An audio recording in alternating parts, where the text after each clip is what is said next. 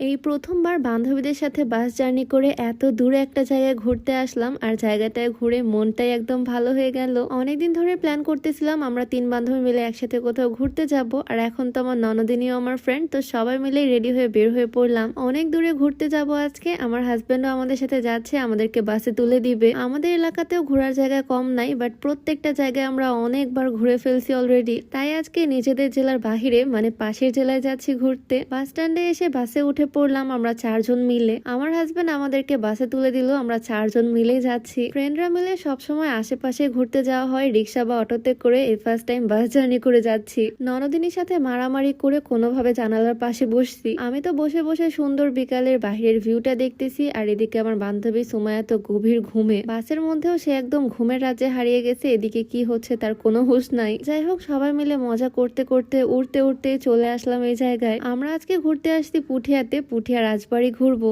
আমাদের এলাকাতেও 2টা রাজবাড়ি আছে যেখানে অনেকবার আমাদের ঘোরা হয়ে গেছে, বাট এই জায়গাতে আসলাম আমরা আজকে প্রথমবার। বাস থেকে নামতেই দেখি আমার হাজবেন্ড বাইক নিয়ে হাজির। আমি তো ভাবছি আজকে আমরা ফ্রেন্ডরাই ঘুরবো, বাট ও পিছে পিছে বাইক নিয়ে চলে আসছে। কখন যে কি করে আমি নিজেই বুঝি না। যাই হোক, এই জায়গা থেকে এখন রাজবাড়িতে যেতে হবে ভ্যানে করে। একদম খোলা বাতাসে উঠতে উঠতে ভ্যানে করে কোথাও যেতে আমার বেশ ভালোই লাগে। এখান থেকে রাজবাড়ি খুব একটা দূরে না, 4-5 মিনিট লাগলো এখানে আসতে। রাস্তার 2 পাশে পুকুর আর খুবই সুন্দর এই রাস্তাটা, আর এই তো সামনে রাজবাড়ি। প্রথমবার আমি এই জায়গাতে আসছি, তাই চারিপাশটা সুন্দর করে দেখতেছি। আমরা একদম দুপুরবেলা খাওয়া দাওয়ার পরে বের হয়েছি যাতে সন্ধ্যা পর্যন্ত ঘুরতে পারি। এই সুন্দর রাজবাড়িতে এত সুন্দর ড্রেস পরে আমার তো পুরো রানী রানী ফিল হচ্ছে, না সরি প্রিন্সেস প্রিন্সেস ফিল হচ্ছে। যাই হোক, আজকে আমি যে সুন্দর গাউনটা পরে আছি এটা খুবই সুন্দর, সিল্কের একটা বহুত ঘেরওয়ালা গাউন। এই সুন্দর গাউনটা আমি নিয়েছি তানসি পেজ থেকে, তাদের পেজটা আমার ডেসক্রিপশনে মেনশন করে দেওয়া থাকবে, চাইলে ভিজিট করে আসতে পারো আর এই সুন্দর গাউনটা নিয়ে নিতে পারো। যাই হোক, নিচে কিছুক্ষণ ঘোরাফেরা শেষে এখন আমরা যাব উপরের দিকে।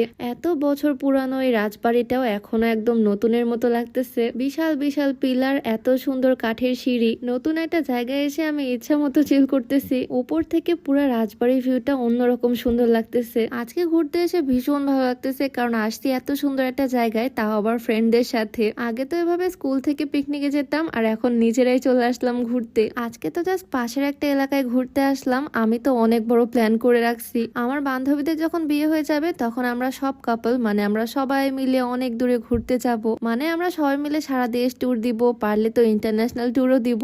এত এত চিন্তা ভাবনা, এত এত ড্রিম। আমার স্বপ্ন যখন দেখছি ইনশাল্লাহ একদিন সত্যি হতেও পারে। কারণ দেখো, এমনিও আমাদের ফ্রেন্ডশিপটা অনেক সুন্দর। ম্যাক্সিমাম ফ্রেন্ডশিপ তো স্কুল শেষ হওয়ার পর বা কলেজ লাইফ শেষ হওয়ার পরই শেষ হয়ে যায়, বাট আমাদেরকে দেখো বিয়ের পর আমার শ্বশুর বাড়িতে পর্যন্ত আমার ফ্রেন্ডরা যায়। মানে আমাদের ফ্রেন্ডশিপ এখনো এতটা স্ট্রং। দোয়া করবা সবাই যাতে আমাদের এরকম ফ্রেন্ডশিপ আজীবন থাকে। যাই হোক, এদিকে আমরা দৌড়াতে দৌড়াতে চলে আসলাম রাজবাড়ির পিছনের সাইডটাতে। এখানে বিশাল বড় একটা মন্দির আছে। জায়গাটা এতটা পরিমাণে অ্যাস্থেটিক, এই জায়গায় ঘেরওয়ালা এরকম গাউন শুট করলে দারুণ লাগবে। মানে ফটোশুট করার জন্য পারফেক্ট একটা প্লেস। আমি যেহেতু এবার প্রথমবার আসছি, তাই পুরো জায়গাটাই সুন্দর করে ঘুরে ঘুরে দেখতেছি। এই জায়গাটা আমার খুবই পছন্দ হয়েছে। আমাদের নাটোরের রাজবাড়িগুলো অনেক বড়, মানে বিশাল বড় এরিয়া নিয়ে করা। তারপরেও আমরা এক জায়গায় বারবার যেতে যেতে বোর হয়ে গেছি, তাই দূরে এই জায়গাতে আসলাম। আর এই জায়গাটা আমার বেশ ভালো লাগছে। আমরা তো পুরো বান্দরের মতো উপরে উঠে বসে পড়ছি। ফ্রেন্ডদের সাথে থাকলে আসলে এরকমই হয়, একদম ছোট মানুষ হয়ে যাই আমরা। রাজবাড়ি এরিয়া পুরাটাই ঘুরে ঘুরে দেখলাম আমরা সবাই মিলে। আর তারপর এখন যাচ্ছি আরেকটা সুন্দর মন্দিরের দিকে। রাজরাজাদের এলাকাতে মন্দিরই বেশি, আর এই মন্দিরগুলো খুবই সুন্দর করে ডিজাইন করা। যদিও এই জায়গাগুলো অনেক পুরাতন, তাও এখনো অনেক সুন্দর আছে।